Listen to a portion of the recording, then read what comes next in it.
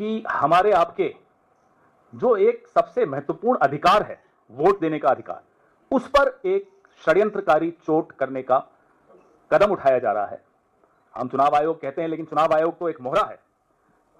जो कदम ये उठा रहे हैं वो आपके सामने है। हम लगातार मुद्दे उठा रहे हैं, महाराष्ट्र के मुद्दे उठाए, हरियाणा के मुद्दे उठाए, और हैरानी की बात यह है कि जब हमारे नेता प्रतिपक्ष लोकसभा में राहुल गांधी जी, या हमारे राज्यसभा में नेता प्रतिपक्ष और अध्यक्ष खड़गे साहब, या इंडिया अलायंस के बाकी पार्टनर्स जब मांग करते हैं कि साहब फुटेज दे दीजिए, वोटिंग के दिन की फुटेज महाराष्ट्र की दे दीजिए, हरियाणा की दे दीजिए, वोटर्स लिस्ट दे दीजिए, तो महीनों तक चुनाव आयोग का जवाब नहीं आता।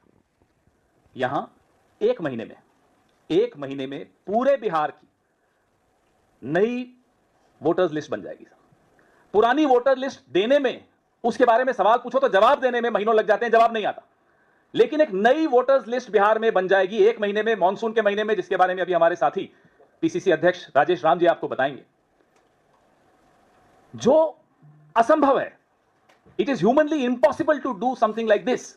लेकिन ये फिर भी जिद पर हैं कि सितंबर के महीने में ये नई वोटर्स लिस्ट आ जाएगी। 8 करोड़ के लगभग, 8 करोड़ है, 8 करोड़, उन सबके कागज जांच हो जाएंगे, सब कुछ हो जाएगा।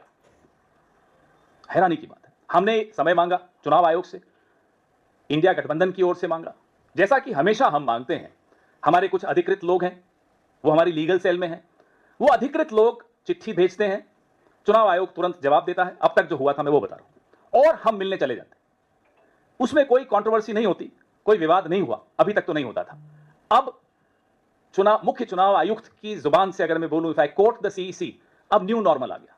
ये उनके शब्द है, मेरे नहीं है, और धमकाते हुए लहजे में कहते हैं कि नया चुनाव आयोग है, नया नॉर्मल है। क्या नया नॉर्मल है साहब?